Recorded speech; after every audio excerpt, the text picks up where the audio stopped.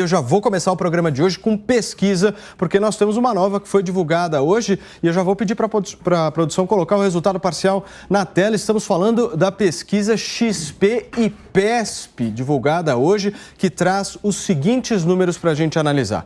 44% dos entrevistados optaram na pesquisa estimulada por dizer que vão votar no ex-presidente da República, Luiz Inácio Lula da Silva, 32% em Bolsonaro, 8% em Ciro Gomes, 4% em João Dória, seguidos de André Janones e os outros pré-candidatos com ou 2% ou 0%. 2% é o caso de Simone Tebet, 0% Luiz Felipe Dávila, ou seja, o traço, Emael, Vera Lúcia, 6% respondeu que não quer nenhum e opta inclusive por votar nulo ou branco e não sabem, não responderam 2%.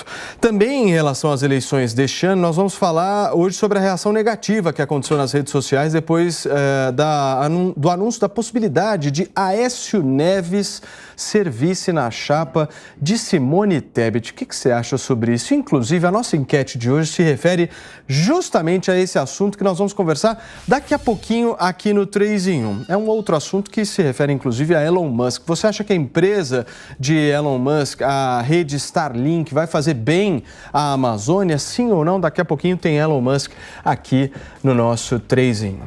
Time, ótima tarde, hein? Vamos começar essa sexta-feira aqui até às 6. Muita discussão, muito debate por aqui. Tem pesquisa e Lula ganha no primeiro turno, Piperno, é isso? Boa tarde, Paulo, colegas, boa tarde aos nossos amigos. Essa pesquisa especificamente não diz isso, né?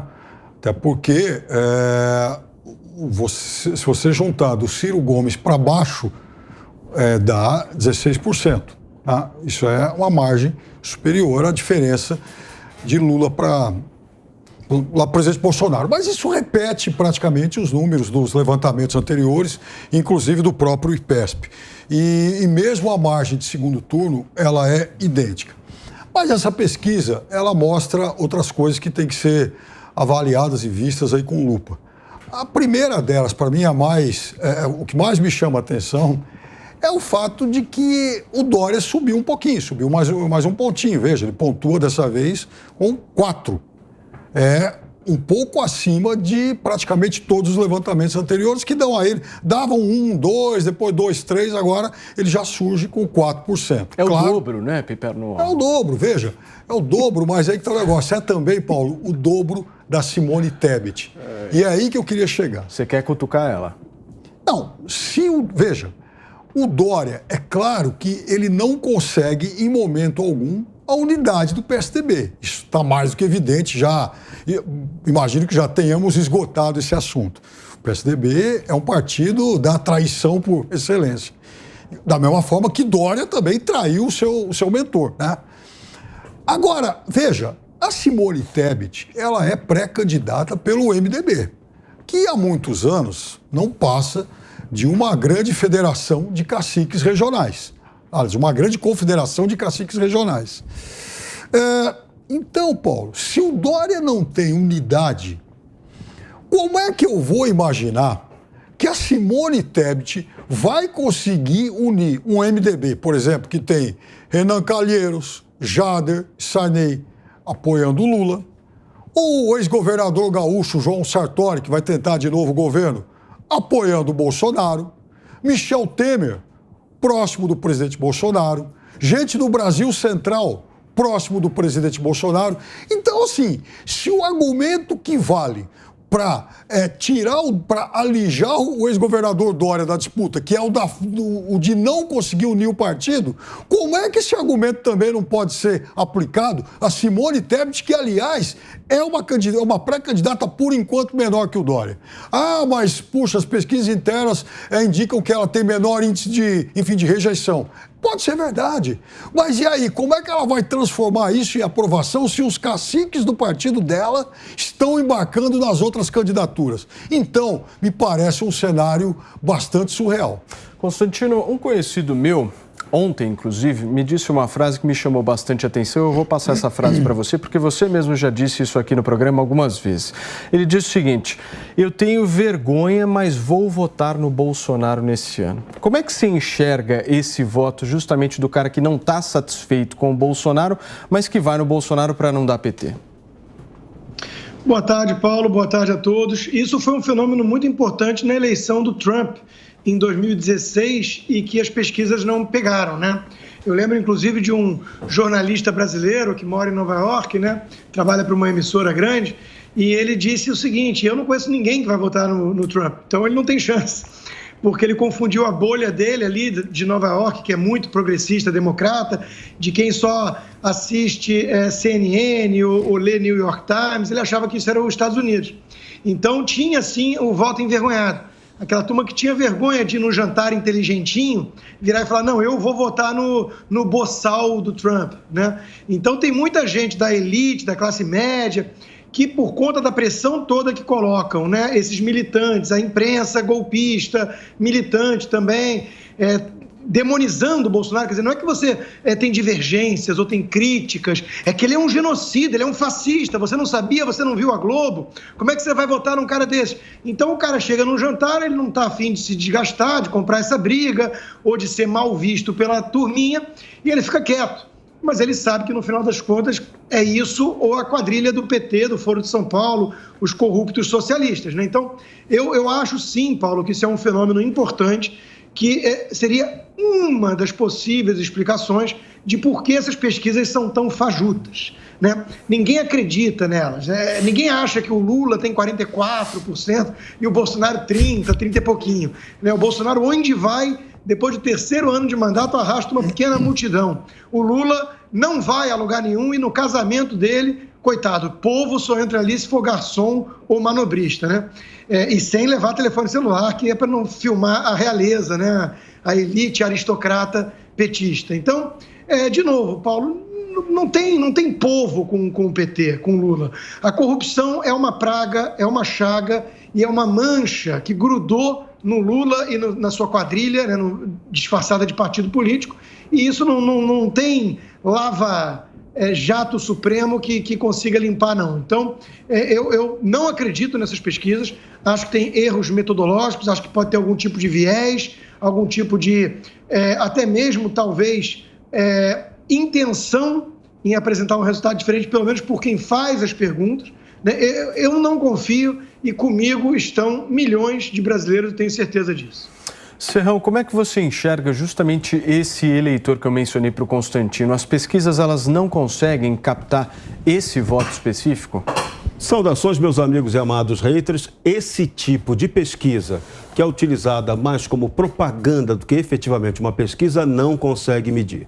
Agora, aquelas pesquisas qualitativas, caríssimas, que são encomendadas pelos partidos políticos, pagas a peso de ouro, até com dinheiro do fundo partidário, essas pesquisas que não são divulgadas aos olhares profanos do grande público e do grande eleitorado, elas conseguem medir, sim, uma realidade. Elas têm uma tendência, uma metodologia científica muito mais séria, muito mais consistente e diferente. Agora, o fenômeno é outro. O que a gente tem que analisar são coisas curiosas que vêm acontecendo no Brasil. Hoje, por exemplo, eu fiz uma brincadeira, coloquei lá no meu Twitter, @alertatotal, uma enquete, perguntando se você poderia apontar um nome que seria alternativo para disputar a eleição contra Jair Bolsonaro e contra Luiz Inácio Lula da Silva. Foram 4 nomes: Ciro Gomes, Simone Tebet, João Dória, e o 4º nome foi meio que uma brincadeira, né? Não é fake news não, Supremo Tribunal Federal. Pode ser até piada news, mas o 4º nome chama-se Alexandre de Moraes. E se vocês entrarem lá na minha enquete, que utiliza o sistema de pesquisas, né, de enquete do Twitter, quem está ganhando como terceira via é Alexandre de Moraes. O mesmo que ontem foi comemorado, foi assim, chamado pelo presidente Bolsonaro a um cumprimento que ele não estava muito afim de dar, mas que ganhou uma popularidade, demonstrou ontem uma força popular muito grande, pelo menos dentro do Tribunal Superior do Trabalho.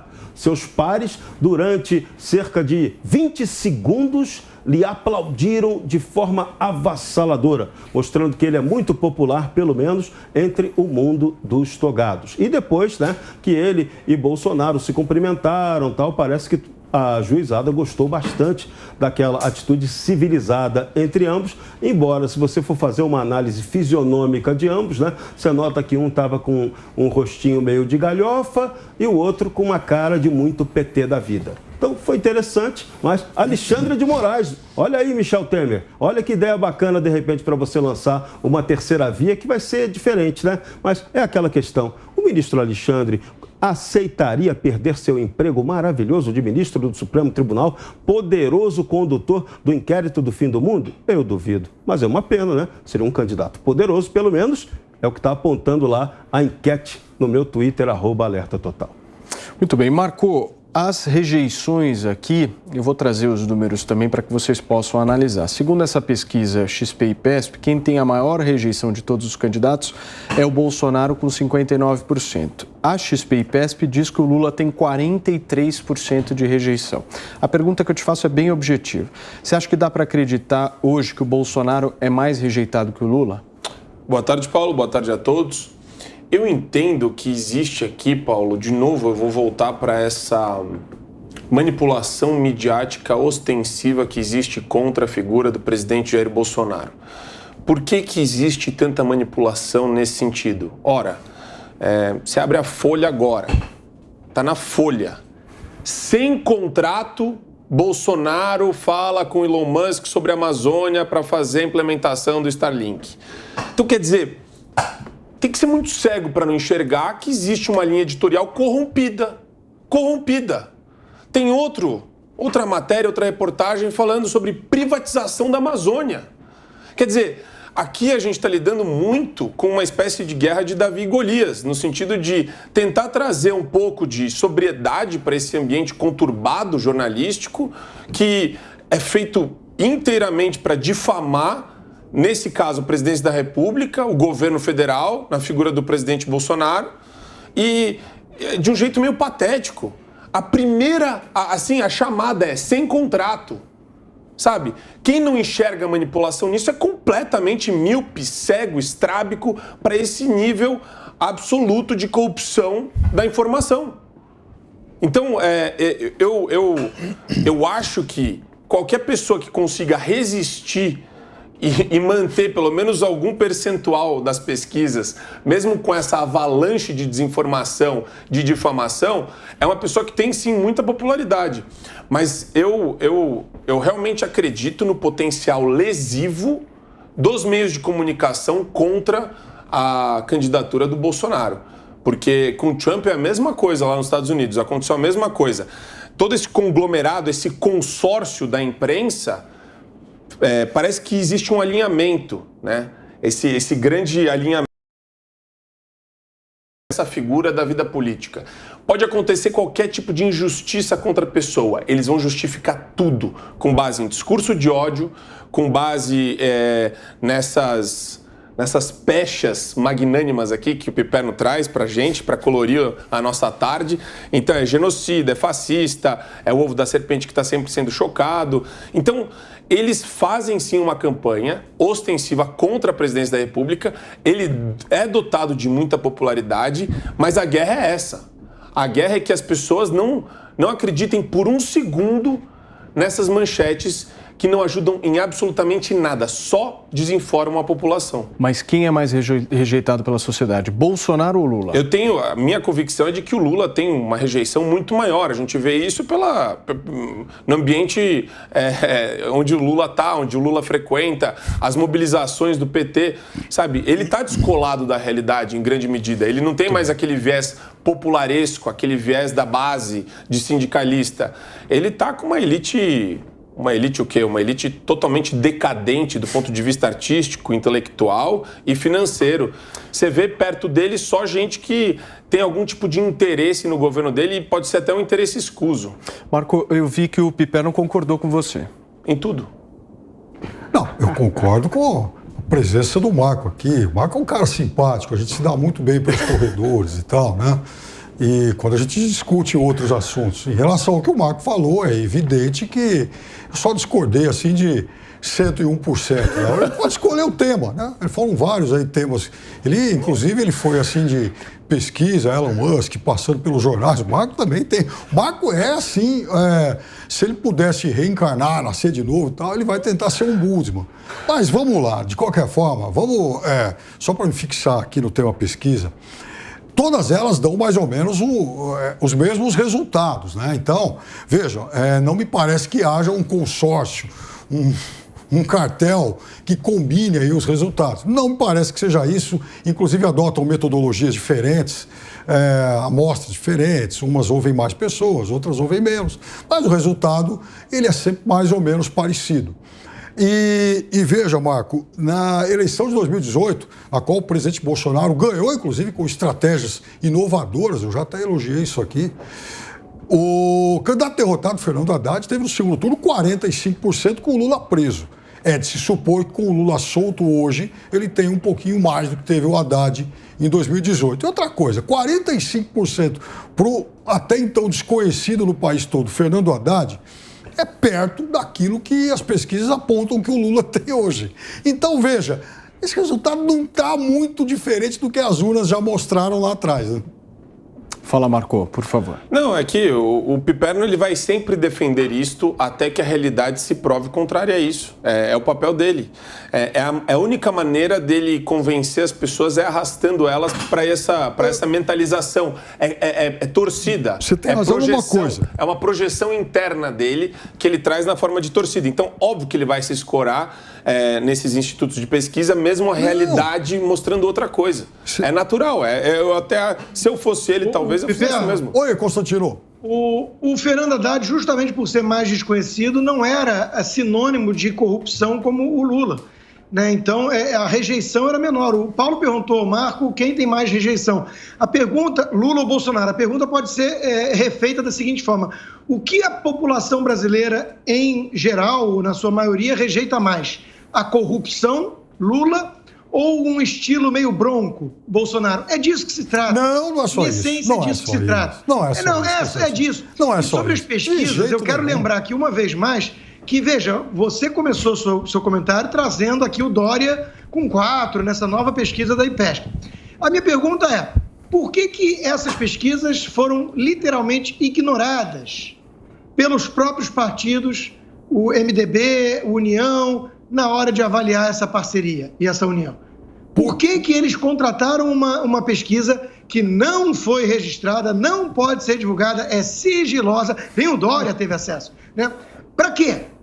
É porque eles não confiam, porque basta olhar os números. Ou então o quê? Só a rejeição que pesa? Todo mundo sabe que a Tebet não tem rejeição, porque ninguém sabe quem ela é. Não precisa de pesquisa para isso, não precisa gastar dinheiro com isso. Então, é óbvio que essas pesquisas que custam muito mais dinheiro, que as pessoas realmente vão mais a fundo ali para entender o que está acontecendo, essas pesquisas têm alguma relevância, mas não são essas que nós estamos comentando aqui. Fala, Piperno. Todos os partidos, eles contratam levantamentos que eles não vão divulgar, né? Até porque eles não tratam só, Constantino, de preferência e rejeição. Eles consideram uma série de outros aspectos, inclusive, por exemplo, aquela história do candidato que seria a segunda opção de alguém, né? Porque isso também é um indicador de potencial de evolução. O Piperno, mas não divulga nem para o pré-candidato do partido? O Dória está dizendo que não, né? Mas não sei se também é tudo confiável assim, né? Talvez ele não tenha tido acesso a isso, mas certamente o presidente do partido, sim, porque o presidente do partido faz parte desse consórcio de agremiações políticas que agora fala em lançar Simone Tebet. Na verdade, o Dória não está sendo barrado só por conta disso. O Dória está sendo barrado porque, primeiro, o partido sabe que ele não vai ganhar. Segundo, o partido não quer, então, gastar dinheiro com uma candidatura a presidente frustrada. E terceiro, o Dória construiu poderosos e infinitos inimigos dentro do partido e vão barrar a ascensão dele. Agora, tem um dado Fala, que a gente Serrão, não pode ignorar em nenhum momento. O sentimento antipetista e o sentimento anticorrupção continuam altamente consolidados para essa eleição. E eu arrisco até dizer, pode estar até mais alto do que na eleição passada de 2018. Então, essa história, por isso fica quase impossível acreditar na chance eleitoral do PT e de algum candidato petista sob esse quesito. Está colado no PT a imagem da má gestão, da corrupção, da ladruagem. Isso está consolidado. O Bolsonaro, no Nordeste, o que ele fez? Fez obras que o PT não terminou por incompetência e por roubalheira.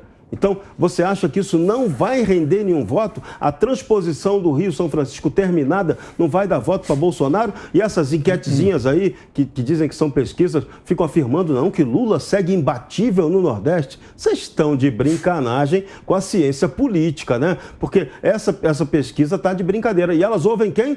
De novo, essa pesquisa que nós estamos comentando hoje, ela ouviu 1.000 pessoas pelo telefone. Não, essa não é telefone, Serrão. O IPESP não é. Não, IPESP essa última foi pelo telefone. 1.000 pessoas pelo telefone. Essa última foi. Vou checar isso, porque o IPESP... dá uma confirmada. Então mudou, foi. porque ele sempre faz pesquisas presenciais. Mas essa foi pelo telefone. E os resultados coincidiram com o levantamento anterior. Mas o chefe da polícia, pelo telefone, mandou avisar que o Stalinácio não tem nenhuma chance de ganhar. Uma reflexão básica aqui. Esses institutos não têm equipe grande para ir a campo. Quem é que faz as pesquisas presenciais, as perguntas? Você conhece essas equipes? Olha, Constantino, você imagina quem seja? Eu imagino, porque eu já conversei. Eu tenho amigos que, por exemplo, já trabalharam para o falecido Ibope, agora mudou de nome, né? Então, eles tinham, sim, equipes que eles contratavam regionalmente, né? Para fazer esse trabalho de campo. Normalmente, universitários, jovens, baratinhos, para poder fazer as perguntas. Eu não conheço ninguém que foi entrevistado. Eu conheço um que foi entrevistado e, quando ia falar Bolsonaro, foi descartado. Isso eu conheço. Essa pesquisa específica foi por telefone. 1.000 entrevistas por telefone. Que foi com o resultado anterior. Mas o... Paulo, eu acho que é um assunto muito pouco debatido.